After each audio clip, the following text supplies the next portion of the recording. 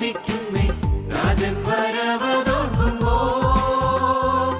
കാന്തനവൻ വരവിൻ കാലങ്ങളേറെയില്ല നാളുകൾ നീളുകില്ല പ്രത്യാശയേറിടുന്നേ സന്തോഷം വർദ്ധിക്കുന്നേ രാജൻ വരവതോർക്കുമ്പോ കാന്തനവൻ വരവിൻ കാലങ്ങളേറെയില്ല നാളുകൾ നീളുകില്ല ഹല്ലേലൂയ കാന്തനവൻ വരവിൻ കാലങ്ങളേറെയില്ല നാളുകൾ നീളുകില്ല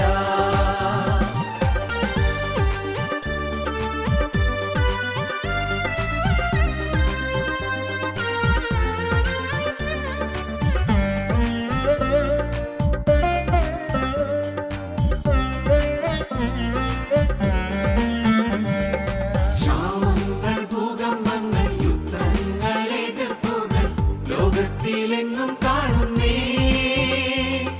കാന്തനവൻ വരവിൻ കാലങ്ങളേറെയില്ല നാളുകൾ നീളുകില്ല ക്ഷാമങ്ങൾ ഭൂകമ്പങ്ങൾ യുദ്ധങ്ങൾ എതിർപ്പുകൾ ലോകത്തിലെങ്ങും കാണുന്നേ കാന്തനവൻ വരവിൻ കാലങ്ങളേറെയില്ല നാളുകൾ നീളുകില്ല ഹല്ലേലൂയ കാന്തനവൻ വരവിൻ കാലങ്ങളേറെയില്ല നാളുകൾ നീളുകില്ല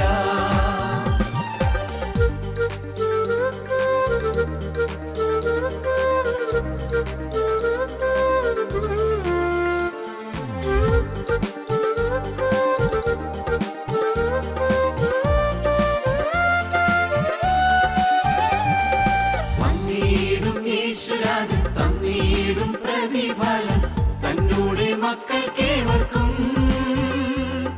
കാന്തനവൻ വരവിൻ കാലങ്ങളേറെയില്ല നാളുകൾ നീളുകില്ല വന്നിടും യേശുരാജൻ തന്നിടും പ്രതിഫലം തന്നോടെ മക്കൾക്കേവർക്കും കാന്തനവൻ വരവിൻ കാലങ്ങളേറെയില്ല നാളുകൾ നീളുകില്ല ഹല്ലേലൂയ കാന്തനവൻ വരവിൻ കാലങ്ങളേറെയില്ല നാളുകൾ നീളുകില്ല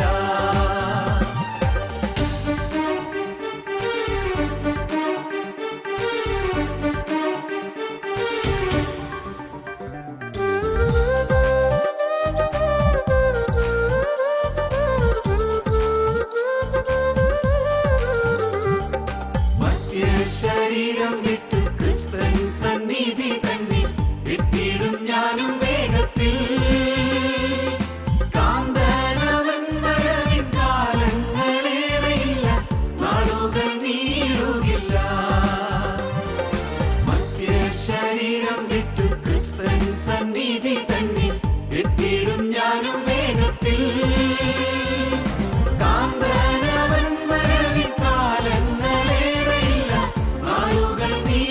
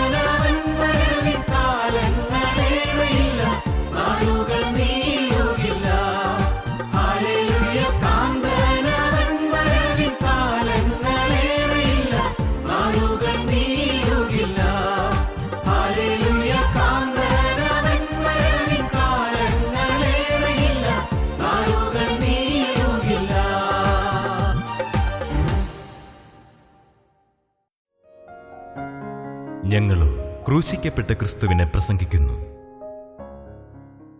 ദൈവ തിരുനാമത്തിന് മഹത്വം ഉണ്ടാകട്ടെ. മത്തായിയുടെ സുവിശേഷം 16-ാം അധ്യായം 26-ാമത്തെ വാക്യം നമുക്ക് ആദ്യം വായിക്കാം. തുടർന്ന് മർക്കോസിൻ്റെ സുവിശേഷം 8-ാം അധ്യായം 36-ാം വാക്യവും വായിക്കാം. ഒരു മനുഷ്യൻ സർവ്വലോകവും നേടിയിട്ടും തൻ്റെ ജീവനെ നഷ്ടപ്പെടുത്തിയാൽ അവന് എന്ത് പ്രയോജനം? ഒരു മനുഷ്യൻ സർവ്വലോകവും നേടിയിട്ടും തൻ്റെ ജീവനെ നഷ്ടപ്പെടുത്തിയാൽ അവന് എന്ത് പ്രയോജനം? മർക്കോസിൻ്റെ സുവിശേഷം 8-ാം അധ്യായം 36-ാം വാക്യം. ഒരു മനുഷ്യൻ സർവ്വലോകവും നേടുകയും തൻ്റെ ജീവനെ കളയുകയും ചെയ്താൽ അവന് എന്ത് പ്രയോജനം? ഒരു മനുഷ്യൻ സർവ്വലോകവും നേടുകയും തൻ്റെ ജീവനെ കളയുകയും ചെയ്താൽ അവന് എന്ത് പ്രയോജനം? മനുഷ്യൻ നേടേണ്ടത് നിത്യജീവനാണ്. മനുഷ്യൻ നേടേണ്ടത് നിത്യ സൗഭാഗ്യമാണ്. മനുഷ്യൻ നേടേണ്ടത് നിത്യസ്വർഗമാണ്. ഈ ലോക ജീവിതം അതിലേക്കുള്ള ആ പ്രയാണത്തിലെ ചില അനുഭവങ്ങളാണ്. അതിലേക്കുള്ള അഭ്യസന കളരിയാണ്. ഈ ലോക ജീവിതത്തിൽ നിത്യജീവനിലേക്ക് നാം എത്തിച്ചേരുന്നതിന് വേണ്ടിയുള്ളതായ പരിശീലനം ലഭിക്കുന്ന സ്ഥലമാണ്. ഈ ലോക ജീവിതത്തിൽ നാം നേരിടുന്ന പ്രശ്നങ്ങളും പ്രതിസന്ധികളും യാതനകളും ദുരിതങ്ങളും രോഗങ്ങളും കഷ്ടപ്പാടുകളും എല്ലാം നാം പരുവപ്പെട്ട് രൂപാന്തരപ്പെട്ട് ക്രിസ്തുവിന് അനുരൂപരായി തീർന്ന് നിത്യജീവൻ പ്രാപിക്കാനുള്ളതായ ചില പടവുകളാണ്. അബ്രഹാമിൻ്റെ ജീവിതത്തിൽ മുന്നോട്ടുള്ളതായ പ്രയാണത്തിൽ അബ്രഹാമിന് ഒരു തെറ്റ് പറ്റിയതായിട്ടാണ് ഉൽപ്പത്തി പുസ്തകം 12-ാം അധ്യായത്തിൽ നാം കണ്ടത്. അബ്രഹാമിന് തെറ്റുപറ്റി. ദൈവം വിളിച്ച് പുറപ്പെടുവിച്ച ദൈവപുരുഷൻ വ്യക്തമായ ദൈവീകമായ അരുളപ്പാട് ലഭിച്ച് പുറപ്പെട്ട ദൈവപുരുഷൻ ക്ഷാമം വന്നപ്പോൾ, പ്രശ്നം വന്നപ്പോൾ, പ്രതിസന്ധി വന്നപ്പോൾ മിസ്രൈമിലേക്ക് ഇറങ്ങിപ്പോയി. അതുമൂലം എന്തെല്ലാം കേടുകളാണ് വന്നത്. കുറഞ്ഞത് ഒരു 9 നഷ്ടങ്ങൾ അബ്രഹാമിനുണ്ടായി. അബ്രഹാമിൻ്റെ കുടുംബത്തിൽ തന്നെ ഉണ്ടായി. ഒന്നാമത്തേത് അബ്രഹാമിൻ്റെ വിശ്വാസമാണ് നഷ്ടപ്പെട്ടത്. വലിയൊരു നിധിയാണ് വിശ്വാസം നഷ്ടപ്പെട്ടു. രണ്ടാമതായി അബ്രഹാമിൻ്റെ ജീവിതത്തിൽ അബ്രഹാമിൻ്റെ വിശുദ്ധി നഷ്ടപ്പെട്ടു. മൂന്നാമത്തെ കാര്യം, അബ്രഹാമിന് ജീവിത സാക്ഷ്യം നഷ്ടപ്പെട്ടു. മറ്റുള്ളവരുടെ മുൻപിൽ സാക്ഷ്യം നിലനിർത്തേണ്ടതായ വ്യക്തിയാണ് അബ്രഹാം. പക്ഷേ ആ സാക്ഷ്യം നിലനിർത്താൻ പറ്റിയില്ല. ദൈവത്തിൻ്റെ അരുളപ്പാട് കിട്ടിയ ദൈവപുരുഷൻ സാക്ഷ്യം നഷ്ടപ്പെട്ടവനായി തീർന്നു. നാലാമത്തെ കാര്യം, അബ്രഹാമിൻ്റെ ഉള്ളിൽ സമാധാനം നഷ്ടപ്പെട്ടു. ഉള്ളിലെ സ്വസ്ഥത നഷ്ടപ്പെട്ടു. ക്ഷാമം വന്നപ്പോൾ മിസ്രൈമിലേക്ക് പോയി. പക്ഷേ പോയത് അബ്രഹാമിന് ഏറ്റവും അത്യന്താപേക്ഷിതമായിരുന്ന സമാധാനമാണ്. സമാധാനം നഷ്ടപ്പെട്ടു. അഞ്ചാമതായി, അബ്രഹാമിൻ്റെ ജീവിതത്തിൽ വിലപ്പെട്ടതായ സമയം അത്രയും ലാപ്സായിപ്പോയി. അത്രയും സമയം നഷ്ടപ്പെട്ടു പോയി. മിസ്രൈമിലേക്ക് പോയിടത്തോളം കാലം യാത്ര മുന്നോട്ടുള്ളതായ ഗതി മുടങ്ങിപ്പോയി. അബ്രഹാമിൻ്റെ ജീവിതത്തിൽ ലക്ഷ്യത്തിലേക്കുള്ളതായ പ്രയാണത്തിൽ അതിൽ അത്രയും സമയം നഷ്ടപ്പെട്ടു പോയി. ആറാമത്തെ കാര്യം, അബ്രഹാമിന് സ്വന്തം സഹോദരപുത്രനുമായിട്ട് വഴക്കുണ്ടായി, ബന്ധം നഷ്ടപ്പെട്ടു പോയി. അബ്രഹാമിന് സഹോദരപുത്രനായ ലോത്തിനോടുണ്ടായിരുന്ന ആ സ്നേഹബന്ധം പോയി. ലോത്ത് അകലുന്നതിന് മിസ്രൈമിലേക്കുള്ള യാത്ര കാരണമായി തീർന്നു. ഏഴാമതായി, അബ്രഹാമിൻ്റെ ഉള്ളിൽ തന്നെ ഉണ്ടായിരുന്ന പ്രാഗൽഭ്യം നഷ്ടപ്പെട്ടു, ധൈര്യം നഷ്ടപ്പെട്ടു. തീർന്നില്ല, ഇനിയുമുണ്ട് അബ്രഹാമിന് നഷ്ടങ്ങൾ. അബ്രഹാമിന് പിന്നെയുണ്ടായ നഷ്ടം ലോത്തുമായി അകൽച്ച വന്നു എന്നുള്ളത് മാത്രമല്ല, ലോത്തിൻ്റെ ആത്മാവ് നഷ്ടപ്പെടുന്നതിന് അത് കാരണമായി തീർന്നു. അബ്രഹാമിൻ്റെ കൂടെ പുറപ്പെട്ട ലോത്താണ്, നല്ലൊരു ലക്ഷ്യത്തിൽ പുറപ്പെട്ട ലോത്താണ്. സഹോദരപുത്രനായ ആ ചെറുപ്പക്കാരൻ വളരെ ഉന്നതമായ ഒരു ലാക്കോടുകൂടിയാണ് പുറപ്പെട്ടത്. പക്ഷേ യാത്രാമധ്യത്തിൽ മിസ്രൈമിലേക്ക് പോയപ്പോൾ അവിടെ നിന്ന് ലോത്തിന് കിട്ടിയത് ഈ ലോകത്തിൻ്റെ സമ്പത്തിലേക്കുള്ളതായ ഒരു ആശ്രയവും ആകർഷണവുമാണ്. മിസ്രൈമിലെ സമ്പത്തുകൾ, മിസ്രൈമിലെ പ്രൗഢികൾ, മിസ്രൈമിലെ പ്രതാപങ്ങൾ അതെല്ലാം ലോത്തിനെ ആകർഷിക്കുകയും ലോത്തിനെ സ്വാധീനം ചെയ്യുകയും ചെയ്തു. തന്മൂലം സംഭവിച്ചത് എന്താണ്?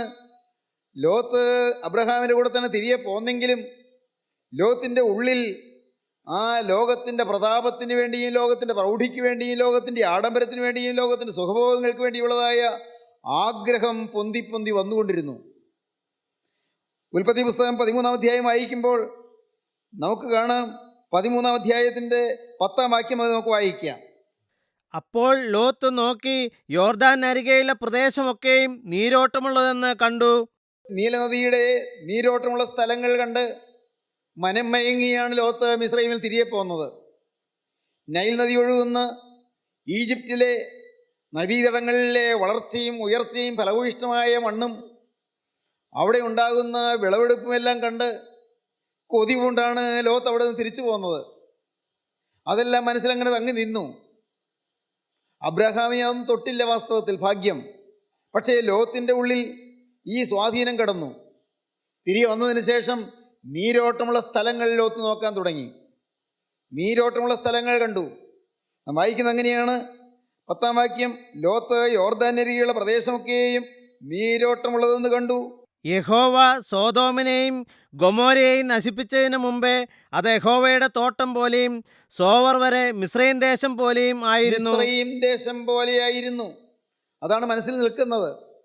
അന്ന് ഈജിപ്തിലേക്ക് പോയപ്പോൾ മനസ്സിൽ പതിഞ്ഞിരുന്നു ആ മിസ്രൈമിലെ അഭിവൃദ്ധിയും പ്രതാപവും, അവിടുത്തെ സുഖസമൃദ്ധി, അവിടുത്തെ ഫലഭൂയിഷ്ടമായ മണ്ണിൻ്റെ വിളവ് എല്ലാം കണ്ടിരുന്നു. അതിന് പറഞ്ഞത് മിസ്രൈം ദേശം പോലെയായിരുന്നു. അങ്ങനെയുള്ള പ്രദേശങ്ങൾ എവിടെയുണ്ട് എന്ന് നോക്കി, നീരോട്ടമുള്ള സ്ഥലങ്ങൾ നോക്കി ലോത്ത് മുന്നോട്ട് പോയിക്കൊണ്ടിരുന്നു. അങ്ങനെയുള്ള സ്ഥലങ്ങൾ ലോത്ത് പ്രത്യേകം തിരഞ്ഞെടുത്തു. നീരോട്ടമുള്ള സ്ഥലങ്ങൾ ലോത്ത് തിരഞ്ഞെടുത്തു. ദൈവത്തിന് സ്തോത്രം. പ്രിയപ്പെട്ടവരെ, ലോത്ത് ലോകത്തിൻ്റെ പ്രതാപത്തിലേക്ക് പോയപ്പോൾ നഷ്ടപ്പെട്ടത് ലോത്തിൻ്റെ ആത്മാവാണ്. ലോത്തിൻ്റെ ഈ ലോക ജീവിതത്തിൽ നാം തുടർന്ന് വായിക്കുമ്പോൾ കാണാം, ഈ ഭൂമിയിൽ നല്ല നീരോട്ടമുള്ളതെന്ന് കണ്ടതും ഫലപുഷ്ടിയുള്ളതെന്ന് കണ്ടതും സുഖസമൃദ്ധമെന്ന് നിരൂപിച്ചതുമായ ആ പ്രദേശം എല്ലാം കത്തിച്ചാമ്പലാകുന്നത് ദൂരെ നിന്ന് ലോത്ത് കാണേണ്ടി വന്നു. കാരണം അവിടെ വിട്ട് ലോത്ത് ഓടിപ്പോകേണ്ടി വന്നു.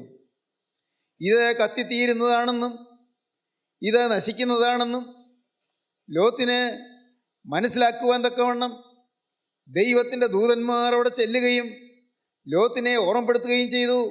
ഈ പ്രദേശത്തെങ്ങും നിൽക്കരുത്, നീ വേഗമോടി രക്ഷപ്പെട്ടുകൊള്ളുക എന്ന് ലോത്തിനോട് ദൂതന്മാർ പറഞ്ഞതായി 19-ാം അധ്യായത്തിൽ നാം കാണുന്നുണ്ട്. ഉൽപ്പത്തി പുസ്തകം 19-ാം അധ്യായത്തിൽ ദൂതന്മാർ ലോത്തിനെ ബന്ധപ്പെടുത്തി എന്നാണ് നാം വായിക്കുന്നത്. 19-ാം അധ്യായം 16-ാം വാക്യം മുതൽ വായിക്കാം. അവൻ താമസിച്ചപ്പോൾ യഹോവ അവനോട് കരുണ ചെയ്യാൽ. അവൻ താമസിക്കുന്നു, പക്ഷേ ദൈവം കരുണ ചെയ്തതുകൊണ്ട് ലോത്തിനെ ദൂതന്മാർ ബന്ധപ്പെടുത്തി. നമുക്ക് വായിക്കാം 15-ാം വാക്യം. ഉഷസ്സായപ്പോൾ ദൂതന്മാർ ലോത്തിനെ ബന്ധപ്പെടുത്തി. ഉഷസ്സായപ്പോൾ ദൂതന്മാർ ലോത്തിനെ ബന്ധപ്പെടുത്തി, ധൃതി പിടിപ്പിക്കുകയാണ്, ബന്ധപ്പെടുത്തുകയാണ്. നീ വേഗം ഓടിപ്പോയിക്കോ എന്ന് പറഞ്ഞ് ബന്ധപ്പെടുത്തുകയാണ്. പക്ഷേ ലോത്ത് പിന്നെയും താമസിക്കണം. അവൻ താമസിച്ചപ്പോൾ 16-ാം വാക്യം. അവൻ താമസിച്ചപ്പോൾ യഹോവ അവനോട് കരുണ ചെയ്യാൽ. അവനോട് കരുണ ചെയ്യുകയാൽ ആ പുരുഷന്മാർ അവനെയും ഭാര്യയെയും 2 പുത്രിമാരെയും കൈക്ക് പിടിച്ച് പട്ടണത്തിന്റെ പുറത്തു കൊണ്ടുപോയി ആക്കി. ലോത്തിനെയും ലോത്തിന്റെ ഭാര്യയെയും 2 പെൺമക്കളെയും കൈക്ക് പിടിച്ച് എടുത്ത് പട്ടണത്തിന്റെ ഗോപുരവാതിലിന് പുറത്താക്കി. ലോത്ത് സ്വയമേ പോകാൻ തയ്യാറാകുന്നില്ല. അത്രമാത്രം പറ്റുമാനം ആ ഭൗതിക സമൃദ്ധിയോടെ ലോത്തിനുണ്ടായിപ്പോയി. അത്രമാത്രം ആകർഷണം ഈ ലോകത്തിൻ്റെ സുഖഭോഗങ്ങളോടെ ലോത്തിനുണ്ടായിപ്പോയി. ലോകത്തിൻ്റെ പ്രതാപൈശ്വര്യങ്ങളോട് അത്രമാത്രം അറ്റാച്ച്മെൻറ്റ് ലോത്തിനുണ്ടായിപ്പോയി. ലോത്ത് മാറാൻ കൂട്ടാക്കുന്നില്ല. ദൂതന്മാർ ബന്ധപ്പെടുത്തുകയാണ്. അവസാനം ദൂതന്മാർ ലോത്തിനെയും ഭാര്യയെയും ലോത്തിൻ്റെ 2 പെൺമക്കളെയും അവരെ ആ കുടുംബത്തെ മുഴുവനെയും പട്ടണത്തിന് പുറത്താക്കി. പിന്നെ അടുത്ത വാക്യം. അവരെ പുറത്തു കൊണ്ടുവന്ന ശേഷം അവൻ ജീവരക്ഷയ്ക്കായി ഓടിപ്പോക, ദൂതൻ പറയുകയാണ്, ജീവരക്ഷയ്ക്കായി ഓടിപ്പോക, പുറകോട്ട് നോക്കരുത്, പിറകോട്ട് നോക്കരുത്, ഈ പ്രദേശത്തെങ്ങും നിൽക്കുകയും അരുത്, ഈ പ്രദേശത്തെങ്ങും നിൽക്കുകയും അരുത്, നിനക്ക് നാശം ഭവിക്കാതിരിപ്പാൻ പർവ്വതത്തിലേക്ക് ഓടിപ്പോക എന്ന് പറഞ്ഞു. നിനക്ക് നാശം ഭവിക്കാതിരിപ്പാൻ പർവ്വതത്തിലേക്ക് ഓടിപ്പോക, ഈ പ്രദേശത്തെങ്ങും നിൽക്കരുത്, തിരിഞ്ഞു നോക്കരുത്. അയ്യോ പോയല്ലോ പോയല്ലോ എന്നോർത്ത് മനസ്സ് പിറകിലേക്ക് ചഞ്ചലപ്പെട്ട് തിരിയരുത്. ഈ പ്രദേശത്തെങ്ങും നിൽക്കുകയും അരുത്, ജീവരക്ഷയ്ക്കായി ഓടിപ്പോക, പിറകോട്ട് നോക്കരുത്, ഈ പ്രദേശത്തെങ്ങും നിൽക്കുകയും അരുത്, നിനക്ക് നാശം ഭവിക്കാതിരിപ്പാൻ പർവ്വതത്തിലേക്ക് ഓടിപ്പോക എന്ന് പറഞ്ഞു. പ്രിയപ്പെട്ടവരെ, വലിയൊരു നഷ്ടമായിപ്പോയി. ആ യാത്ര തൽക്കാലം സൊദോം ഗൊമോറയുടെ ആ നാശത്തിൽ നിന്ന് രക്ഷപ്പെട്ടുവെങ്കിൽ പോലും വേറൊരു വലിയൊരു നാശത്തിലേക്ക് ലോത്ത് പോകുന്നതായി ആ അധ്യായവും തുടർന്ന് വായിക്കുമ്പോൾ നമുക്ക് കാണാൻ സാധിക്കും. ഭയാനകമായ ചില അനുഭവങ്ങളിലേക്ക്, മഹാപാപങ്ങളിലേക്ക് ലോത്ത് വഴുതിപ്പോകുന്നു. തന്മൂലം അമ്മോന്യരും മോവാബ്യരും ഈ ഭൂമിയിൽ ഉണ്ടാകുന്നതിനും വളരുന്നതിനും ദൈവജനത്തിൻ്റെ ശത്രുക്കളായി അവർ ഉയരുന്നതിനും കാരണമായി തീർന്നു. ലോത്തിൻ്റെ ജീവിതത്തിൽ വന്ന പാളിച്ച ആ അബ്രഹാമിൻ്റെ ജീവിതത്തിൽ വന്ന പാളിച്ചയുടെ തുടർച്ചയാണ്. സ്നേഹിതരെ, നാം ഓർക്കുക, നാം ഒരാൾ മൂലം നമ്മുടെ കൂടെയുള്ളവരും നശിക്കാനിടയാകുമോ? നമ്മുടെ ഒരാളുടെ ജീവിതം മൂലം, നമ്മുടെ ഒരാളുടെ ഒരു അടുത്ത ചുവടുവെപ്പ് മൂലം ആരുടെയെങ്കിലും വിശ്വാസം ക്ഷയിക്കാൻ കാരണമാകുമോ? നമ്മുടെ ഒരാളുടെ ജീവിതത്തിലെ ചില പാകപ്പിഴകൾ മൂലം ദൈവത്തിൻ്റെ സ്നേഹം മറ്റുള്ളവരിൽ നിന്ന് മാറിപ്പോകുവാൻ കാരണമായി തീരുമോ? നമ്മുടെ ജീവിതത്തിലെ ചില പിന്മാറ്റങ്ങൾ മൂലം, നമ്മുടെ ജീവിതത്തിലെ ചില വ്യതിചലനങ്ങൾ മൂലം, പാത മാറി ചവിട്ടുന്നത് മൂലം മറ്റുള്ളവരെയും ആ സ്വാധീനം ചെയ്യുകയും അവരും നാശത്തിൻ്റെ പാതയിലേക്ക് തിരിയുവാൻ കാരണമായി തീരുകയും ചെയ്യുമോ? സ്നേഹിതരെ, നാം ചിന്തിക്കേണ്ടതാണ്. എൻ്റെ കർത്താവേ, ഞാൻ മൂലം വേറൊരാൾക്ക് ദോഷം വരരുതേ. നിങ്ങൾ ചിന്തിക്കുക, ഞാൻ മൂലം എൻ്റെ ഭാര്യ നശിക്കാൻ ഇടവരല്ലേ? ഞാൻ മൂലം എൻ്റെ മക്കൾ നഷ്ടപ്പെടാൻ ഇടവരല്ലേ? ഞാൻ മൂലം എൻ്റെ ഭർത്താവ് നശിക്കാൻ ഇടവരല്ലേ? എൻ്റെ പ്രിയപ്പെട്ട ഭർത്താവിന്, എൻ്റെ പ്രിയപ്പെട്ട മക്കൾക്ക് ഞാനൊരാൾ മൂലം നിത്യനാശം വരാനിടയാകല്ലേ? അവർ നിത്യജീവനിലെത്തിയില്ല എന്ന് വരാനിടയാകല്ലേ? ഞാൻ മൂലം തലമുറകളിലേക്ക് പകരുന്നതായ നാശവും നഷ്ടവും കെടുതിയും വരുവാൻ ഇടവരല്ലേ? സ്നേഹിതരെ, ഒരൊറ്റ സ്റ്റെപ്പിൽ പറ്റിയ തെറ്റുമൂലം തലമുറകളിലേക്ക് ആ ദോഷങ്ങൾ വ്യാപരിക്കുകയാണ്. തലമുറകളിലേക്ക് അതിൻ്റെ കെടുതികൾ വ്യാപിക്കുകയാണ്. നോക്കുക, നാം ഒരാളെങ്ങനെ നിൽക്കണമെന്ന്, ഓരോരുത്തരും എങ്ങനെയാണ് നിൽക്കേണ്ടതെന്ന് ദൈവത്തിൻ്റെ തിരുവചനം വ്യക്തമായി നമ്മെ പറഞ്ഞു തരുന്നു. ദൈവത്തിൻ്റെ തിരുവചനം വ്യക്തമായി നമ്മെ പഠിപ്പിക്കുന്നു. നമ്മുടെ ജീവിതത്തിൽ നാം ചിന്തിച്ചു നോക്കുക, എൻ്റെ ഏതെങ്കിലും ഒരു സ്റ്റെപ്പ് തെറ്റിപ്പോയോ? എൻ്റെ ജീവിതത്തിൽ ഏതെങ്കിലും ഒരു കാതലായ കേട് സംഭവിക്കാൻ ഇടയായിട്ടുണ്ടോ? ആത്മീയരോടുള്ളതായ എൻ്റെ സഖിത്വം വിട്ട് ഞാൻ വഴിമാറിപ്പോയിട്ടുണ്ടോ? ആത്മീയരോടുള്ളതായ എൻ്റെ കൂട്ടായ്മ വിട്ട് ഞാൻ വഴിമാറിപ്പോയിട്ടുണ്ടോ? ലോത്ത്, അബ്രഹാമിൻ്റെ ജീവിതത്തിൽ വന്ന തെറ്റുമൂലം ലോത്ത് തെറ്റി. ലോത്തിന് അപ്പോഴെങ്കിലും ദൈവത്തിൽ ഉറച്ചു പിടിച്ചാൽ മതിയായിരുന്നു. പക്ഷേ ലോത്ത് നീരോട്ടമുള്ള സ്ഥലങ്ങൾ തേടിപ്പോയി, ലോകത്തിൻ്റെ സമൃദ്ധിയിലേക്ക് പോയി, ഭൗതിക ഐശ്വര്യങ്ങളിലേക്ക് തിരിഞ്ഞു. തുടർന്ന് ലോത്തിന് മഹാനാശം, നഷ്ടം സംഭവിച്ചു. ഒപ്പം ലോകത്തിന് നഷ്ടം സംഭവിച്ചു. ഞാൻ ആ ഭാഗം വിശദീകരിക്കുന്നില്ല. നിങ്ങൾക്ക് ഉൽപ്പത്തി പുസ്തകം 19-ാം അധ്യായം വായിച്ച് അത് മനസ്സിലാക്കാവുന്നതാണ്. ലോത്ത് വലിയ കെടുതിയിലേക്ക് നീങ്ങുകയാണ്. ഭാര്യ ലോത്തിന് നഷ്ടപ്പെട്ടു. ഭാര്യ പിന്നെയും പിന്നെയും അവൾ ദൈവത്തന്ന ആലോചന നിരസിക്കുകയും അവൾ പിറകിലേക്ക് നോക്കിപ്പോവുകയും ചെയ്തു. ദൈവത്തിൻ്റെ മാലാഖ വന്ന് വേഗം നിങ്ങൾ ഇവിടെ നിന്ന് പുറപ്പെടുക എന്ന് പറഞ്ഞപ്പോൾ മുതൽ അവൾ തറ്റി നിൽക്കുകയാണ്, സംശയിച്ച് നിൽക്കുകയാണ്. അവൾ ഇറങ്ങിപ്പുറപ്പെടാൻ തയ്യാറാകുന്നില്ല. പിന്നെയും പിന്നെയും അവൾ സംശയിച്ച് നിന്നപ്പോൾ മാലാഖ ബന്ധപ്പെടുത്തിയാണ് അവിടുന്ന് പുറത്ത് കടത്തിയത്. സ്നേഹിതരെ, നിങ്ങൾ ഓർക്കുക, നമ്മുടെ ജീവിതത്തിൽ തിരുവചനം കേൾക്കുന്ന ഓരോ നിമിഷവും ദൈവത്തിൻ്റെ ആത്മാവ് നമ്മെ ബന്ധപ്പെടുത്തുകയാണ്. വേഗം മാറിക്കൊള്ളുക എന്ന്, വേഗം തിന്മ വിട്ട് മാറിക്കൊള്ളുക എന്ന്, വേഗം നാശം വിട്ട് മാറിക്കൊള്ളുക എന്ന്, വേഗം നശിക്കാനുള്ള ഈ സാഹചര്യങ്ങളെ വിട്ട് മാറിക്കൊള്ളുക എന്ന്. സ്നേഹിതരെ, ഈ ലോകം നമുക്ക് ശാശ്വതമല്ല. ഇവിടെയുള്ളത് ഒന്നും ശാശ്വതമല്ല. എല്ലാം താൽക്കാലികമാണ്, എല്ലാം ക്ഷണികമാണ്. ക്ഷണപ്രഭ ചഞ്ചലമെന്ന് പറയും. അല്പനേരത്തെ പ്രഭ മാത്രം, ചാഞ്ചല്യമുള്ള പ്രഭ മാത്രം, ഇളകിയാടുന്ന പ്രഭ മാത്രം, ഇളകിപ്പോകുന്നതായ ശോഭ മാത്രം. എന്നാൽ സ്ഥായിയായി നിൽക്കുന്ന ഒന്നേ ഉള്ളൂ, അത് കർത്താവായ യേശു ക്രിസ്തുവാണ്. ക്രിസ്തുവിനെയാണ് നമുക്ക് മുറുകെ പിടിക്കാനുള്ളത്. എല്ലാം മാറും. പണ്ട് പാട്ടുകാരൻ പാടി, മാറിടും അനുജരെല്ലാം മറന്നിടും സ്നേഹിതരും, മാറ്റമില്ലാത്തവനൻ മനുവേൽ മഹിമയിൽ വാഴുന്നു ഇന്നും എനിക്കായി. നമുക്കൊന്ന് പാടി നോക്കാം. മാറിടും മനുജരെല്ലാം മറന്നിടും സ്നേഹിതരും, മാറിടും മനുജരെല്ലാം മറന്നിടും സ്നേഹിതരും, മാറ്റമില്ലാത്തവനൻ മനുവേ മഹിമയിൽ വാഴുന്നു ഇന്നുമെനിക്കായി, മാറ്റമില്ലാത്തവനൻ മനുവേ മഹിമയിൽ വാഴുന്നു ഇന്നുമെനിക്കായി. കുരിശെടുത്തൻ യേശുവിനെ അനുഗമിക്കും ഞാൻ അന്ത്യം വരെ. കുരിശെടുത്തൻ യേശുവിനെ അനുഗമിക്കും ഞാൻ അന്ത്യം വരെ. തീരണം പാരിലെന്നാൾ തിരുപാദ സേവയതാ, തീരണം പാരിലെന്നാൾ തിരുപാദ സേവയതാ. ചേരും ഞാനോടുമിലൻ പ്രിയനരികിൽ, അരുമയോടവനെന്നെ മാറോടണയ്ക്കും.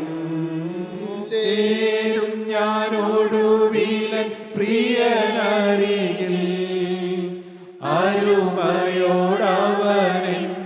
മാറോടണയ്ക്കും. നാളിലെ മാറിൽ എന്നെ അടയ്ക്കണമെങ്കിൽ ഈ നാളുകൾ അവൻ്റെ സേവയിൽ തീരണം. അവനെ സ്നേഹിച്ച് ഈ നാളുകൾ നമുക്ക് നയിക്കാൻ കഴിയണം. വളരെ ചുരുങ്ങിയ ഒരായുസ് മാത്രം, വളരെ നേരിയ ഒരായുസ് മാത്രം, അല്പകാലം മാത്രം ഈ ഭൂവിലെ വാസം. പ്രിയപ്പെട്ടവരെ, ഇത് നമ്മുടെ ശാശ്വത പാർപ്പിടമല്ല. പാവം ലോത്തിനത് മനസ്സിലായില്ല. ലോത്ത് നീരോട്ടമുള്ള സ്ഥലങ്ങളെല്ലാം സമ്പാദിച്ചു കൂട്ടി, എല്ലാം സമ്പാദിച്ചു. അല്പകാലം മാത്രം ലോത്ത് എല്ലാം വിട്ട് ഓടേണ്ടി വന്നു. പക്ഷേ ഭാര്യ നഷ്ടപ്പെട്ടു. അവൾ പിറകിലേക്ക് നോക്കി. അവൾ അവിടെ തന്നെ സ്തംഭിച്ചു പോയി. അവൾ അനക്കമറ്റുപോയി, ചലനമറ്റുപോയി. അവൾ ഉപ്പുതൂണായി തീർന്നു എന്നാണ് തിരുവചനം പറയുന്നത്. ഉപ്പുതൂണായി തീർന്നു. ദൈവപൈതലെ, ചരിത്രത്തിൻ്റെ ഏടുകളിൽ നീ ഒരു ഉപ്പുതൂണായി മാറരുത്. സ്നേഹിത, ചരിത്രത്തിൻ്റെ പേജുകളിൽ നീ ഒരു ഉപ്പുതൂണായി സ്തംഭിച്ച് നിൽക്കരുത്, ചലനമറ്റ് നിൽക്കരുത്. നിത്യതയുടെ ശുഭതീരത്ത് നീ നിത്യനായ ദൈവത്തെ, മഹാപരിശുദ്ധനായ ദൈവത്തെ വാഴ്ത്തി പാടുന്ന മഹത്വപൂർണമായ പദവിയിലേക്ക് എത്തേണ്ടവനാണ്. മകളെ, നിത്യനായ ദൈവത്തെ പ്രകീർത്തിച്ച് പാടി സ്തുതിച്ച് വിശുദ്ധ സ്തുതികൾ കൊണ്ട് ദൈവത്തെ ആരാധിച്ച് നിത്യത കഴിക്കേണ്ടവളാണ്. ദൈവപൈതലേ, നിന്റെ ജീവിതത്തിൽ ഉള്ള കാലം അവൻ്റെ സേവയിൽ നീ ജീവിച്ചു കൊള്ളുക. തീരണം പാരിലെന്നാൾ. എൻ്റെ കർത്താവേ, എൻ്റെ നാളുകൾ ഈ പാരിൽ തീരണം, തൃപ്പാദ സേവയിൽ തീരണം. നിന്നെ സ്നേഹിച്ചും നിന്നെ സേവിച്ചും നിന്നെ ആരാധിച്ചും കർത്താവേ നിൻ്റെ വേല ചെയ്തും, എൻ്റെ കർത്താവേ എൻ്റെ വിശുദ്ധിയെ തികച്ചും എൻ്റെ വേല തികച്ചും എനിക്ക് ഈ പാരിലെ നാളുകൾ തീർന്നു കിട്ടണം. ദൈവത്തിന് സ്തോത്രം. പ്രിയപ്പെട്ടവരെ, നിങ്ങൾക്ക് ഈ ചിന്ത വരുന്നുണ്ടോ? ഈ ദാഹം നിങ്ങൾക്ക് വരുന്നുണ്ടോ? അങ്ങനെ ചിന്തിക്കുകയും ദാഹിക്കുകയും ചെയ്യുന്നവർക്ക് അത് കർത്താവ് കൃപയാൽ നൽകും. അതത്രേ തിരുവചനം പറയുന്നത്. നഷ്ടത്തിൻ്റെ കാലങ്ങളുണ്ട്, നഷ്ടപ്പെട്ടു പോയ സമയങ്ങളുണ്ട്, നമുക്ക് കൈമോശം വന്നതായ നല്ല നല്ല അവസരങ്ങളുണ്ട്. എന്നാൽ നമുക്ക് നേടിയെടുക്കാം. കാരണം നഷ്ടപ്പെട്ടതെല്ലാം തിരികെ തരാൻ കർത്താവായ യേശു ജീവിക്കുന്നു. എന്തെല്ലാം നഷ്ടങ്ങൾ നിങ്ങൾക്ക് വന്നിട്ടുണ്ടോ, നാളെ വരെയുള്ള ജീവിതത്തിൽ നിങ്ങൾക്ക് ഏതെല്ലാം താളം തെറ്റലുകൾ വന്നിട്ടുണ്ടോ, ഏതെല്ലാം പാകപ്പിഴകൾ സംഭവിച്ചിട്ടുണ്ടോ, ഏതെല്ലാം പാപങ്ങൾ നിങ്ങൾ കുടുങ്ങിപ്പോയിട്ടുണ്ടോ, പൈശാചികൻ്റെ ആലോചനയ്ക്ക് വശമതരായി ഏതെല്ലാം കാര്യങ്ങളിൽ നിങ്ങൾ ബന്ധിക്കപ്പെട്ടു പോയിട്ടുണ്ടോ. പ്രിയപ്പെട്ടവരെ, നിങ്ങൾക്ക് വേണമെങ്കിൽ നിങ്ങൾക്കിനിയും സൗഭാഗ്യകാലങ്ങൾ നേടിയെടുക്കാം. നിങ്ങൾക്കിനിയും നല്ല കാലങ്ങൾ സമ്പാദിക്കാം. ക്രിസ്തുവിനായി നിങ്ങളുടെ ഉള്ളു നിങ്ങൾക്ക് തുറക്കാം. ക്രിസ്തുവിനോട് നിങ്ങൾക്ക് വാക്ക് പറയാം. എൻ്റെ നാഥ, എന്നെ നീ സ്വീകരിക്കണമേ. ഞാനിതാ മുടിയപുത്രനെ പോലെ മടങ്ങി വരികയാണ്. അപ്പാ, ഞാൻ നിന്നോട് സ്വർഗത്തോടും പാപം ചെയ്തു പോയി. നിന്റെ മകൻ എന്ന പേരിന് ഞാൻ യോഗ്യനല്ല. നിന്റെ വേലക്കാരിലൊരുത്തിനെ പോലെ എന്നെ സ്വീകരിക്കണമേ എന്ന് പറഞ്ഞുകൊണ്ട് മടങ്ങി വന്ന് ആ ഇളയ മകനെ പോലെ നമുക്കും ഇപ്പോൾ കർത്താവിൻ്റെ സന്നിധിയിലേക്ക് മടങ്ങി വരാം. നമ്മുടെ ജീവിതത്തിൻ്റെ പാകപ്പിഴകളെല്ലാം ഓർത്ത് അനുതാപത്തോടുകൂടി കരഞ്ഞുകൊണ്ട് ദുഃഖത്തോടെ ക്രിസ്തുവിൻ്റെ സന്നിധിയിലേക്ക് നമുക്ക് വരാം. കർത്താവേ, നഷ്ടങ്ങളേറെയാണ്. കർത്താവേ, നാശം സംഭവിച്ചത് വളരെയാണ്. എൻ്റെ ദൈവമേ, കെടുതികളേറെ സംഭവിച്ചു പോയി. എന്നാൽ നീ ജീവിക്കുന്ന ദൈവമാകിയാൽ നിന്റെ തിരുരക്തത്താൽ ഇപ്പോൾ എന്നെ കഴുകണമേ. ക്രൂസിൽ ചൊരിഞ്ഞ തിരുരക്തത്താൽ എന്നെ ശുദ്ധീകരിക്കണമേ. എൻ്റെ മേൽ നിന്റെ കരം വയ്ക്കണമേ. എന്നെ നീ വീണ്ടെടുക്കണമേ. എന്നെ നീ കൈക്കൊള്ളണമേ. നാഥാ, എൻ്റെ പാപമലീമസമായ ഹൃദയത്തിലേക്ക് നീ ഇപ്പോൾ എഴുന്നള്ളി വരണമേ. പാപം മുറ്റി എൻ്റെ ജീവിതത്തിലേക്ക് നീ കടന്നു വരണമേ. നിന്റെ പരിശുദ്ധ സാന്നിധ്യം കൊണ്ട് എൻ്റെ ഹൃദയത്തിൻ്റെ എല്ലാ പാപങ്ങളും മാറുമെന്ന് ഞാൻ വിശ്വസിക്കുന്നു. യേശുവേ, നിന്റെ തിരുരക്തത്താൽ കഴുകപ്പെടാത്ത പാപങ്ങളൊന്നും ഇല്ലെന്ന് ഞാൻ വിശ്വസിക്കുന്നു. ആകയാൽ കർത്താവേ, നീ ഇപ്പോൾ എൻ്റെ ഹൃദയത്തിലേക്ക് എഴുന്നള്ളി വരണമേ. എൻ്റെ നാഥനും എൻ്റെ കർത്താവും എൻ്റെ രക്ഷിതാവും എൻ്റെ ഉടയവനുമായി നിൻ്റെ ഹൃദയത്തിൽ വാഴണമേ. എന്നെ നീ ഭരിക്കണമേ. എന്നെ നീ നയിക്കണമേ. എന്നെ നീ നടത്തണമേ. എൻ്റെ മേൽ നിന്റെ കരം വയ്ക്കണമേ. നിങ്ങൾ പ്രാർത്ഥിക്കൂ, നിങ്ങൾ സമർപ്പിക്കൂ. ക്രിസ്തുവിലേക്ക് മടങ്ങി വരൂ. നമുക്ക് പ്രാർത്ഥിക്കാം. സ്നേഹവാനായ ഞങ്ങളുടെ സ്വർഗീയ പിതാവേ, ഈ നല്ല സമയത്തിനായി ഞങ്ങൾ നിന്നെ സ്തുതിക്കുന്നു. തിരുവചനങ്ങൾക്കായി ഞങ്ങൾ നിന്നെ സ്തുതിക്കുന്നു. വചനം ശ്രദ്ധിച്ച എല്ലാവരെയും നാഥ അവിടുത്തെ കരം വെച്ച് അവിടെ ആശീർവദിക്കണമേ. എല്ലാവരെയും അനുഗ്രഹിക്കണമേ. എല്ലാ നന്മകളാൽ നിന്റെ മക്കളെ അവിടെ നിന്ന് അലങ്കരിക്കണമേ. തിരുനാമം മഹത്വപ്പെടുത്തണമേ. യേശുക്രിസ്തുവിൻ്റെ രാജകീയ നാമത്തിൽ തന്നെ. ആമീൻ.